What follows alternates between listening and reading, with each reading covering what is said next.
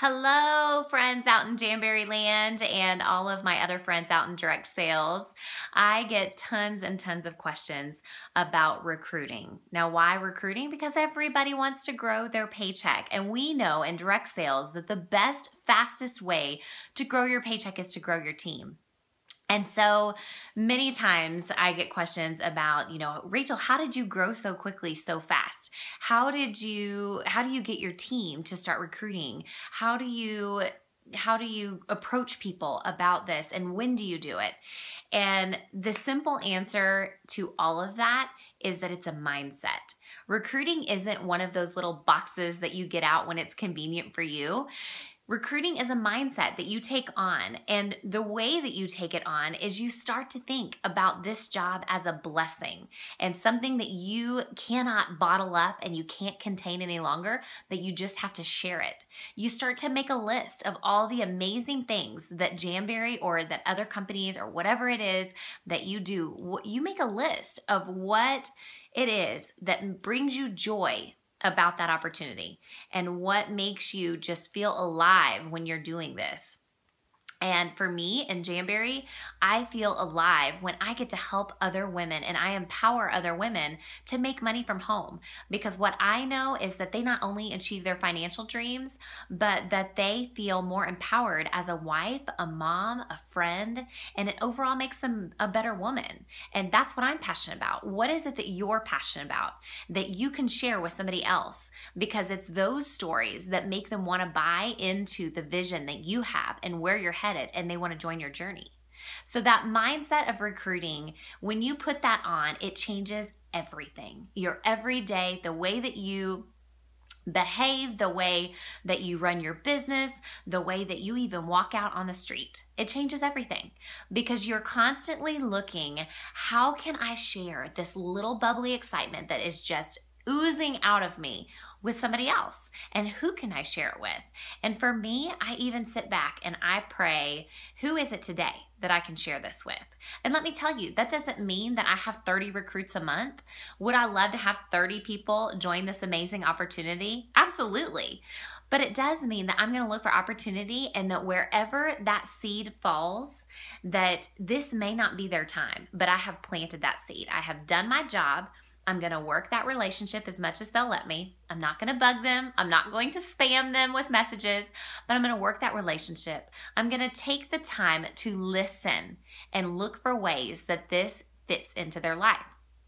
So what does that even really look like, right? So the other day I was at the grocery store and I was checking out, and of course I had my 3 children with me, so things were crazy. I was ready to get out of there, and I noticed that the adorable girl that was behind the checkout stand was eyeing my gorgeous nails. I mean, who wouldn't notice these? Aren't these amazing?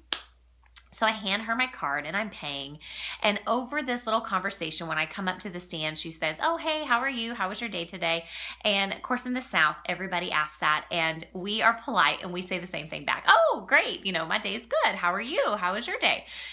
Oh, my day, it's kind of rough. My husband lost his job. I'm so sorry to hear that. She's like, yeah, and I have this job and I'm thankful for this job, but it's the only job I have and it's going to be really tight for our family. And she admitted that she has children too, and she just really poured out her heart. And I had 2 options. The first option was to quickly get my groceries through the checkout line and get out of there, which is what I wanted to do because I had 3 children with me and things were chaotic. Or I could have just really, option 2, just really sit and engage and listen to her. And in my mind, I know I have the answer to solve her problem. She can join my team for a small investment. I can help her earn that investment back, and I can give her a business that can give her financial freedom.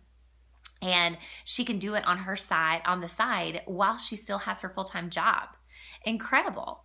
I have that ability to be able to impact somebody else's life, and I cannot do them and myself a disservice by keeping it to me.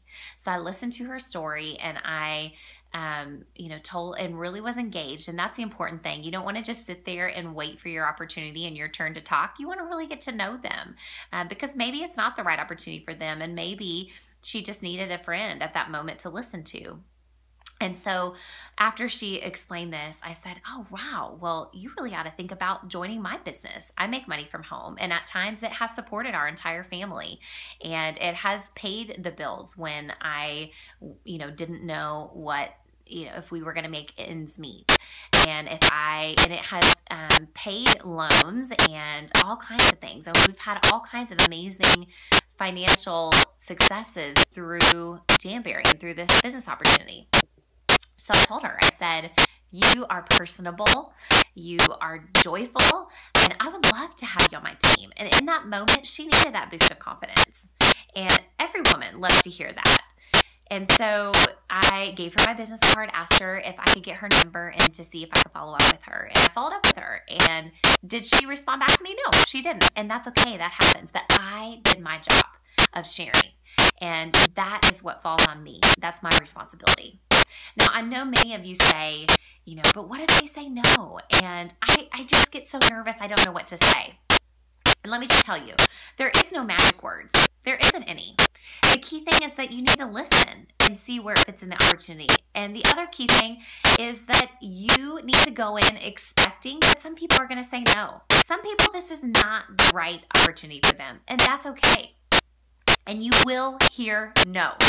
And are they saying, no, I don't like you, get away from me, I hate you? No, that's not what they're saying.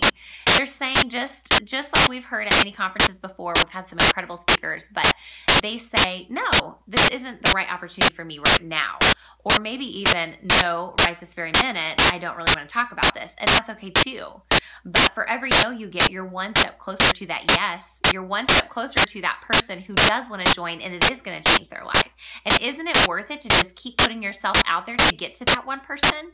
Absolutely, it's worth it. From somebody who's been there, and I can tell you, I've had a million no's. In fact, I've had people say no over and over and over, only to join my team about 2 years later. And I've been with this company long enough and shared this opportunity enough times that people want to sit back and they want to watch you. So the best thing you can do after sharing the opportunity is to go work your business and show them firsthand how amazing of a job you're doing and how much fun you're having and how much this blessing really means to you. You can do that through social media, but you can even do it by, hey, you know what? I love my job so much. I want to bring you along to my next home party. I want you to see all of these people fall in love with this product and what I get to see every single day. And that is also another life-changing moment where she gets to come along with you and she gets to see what you do. And she's like, yeah, I could do this. I could do this. Because a lot of times recruitment is also about confidence. And if you don't have confidence in your product, then nobody else is going to want to have confidence in you as a leader or in themselves that they could actually really do this.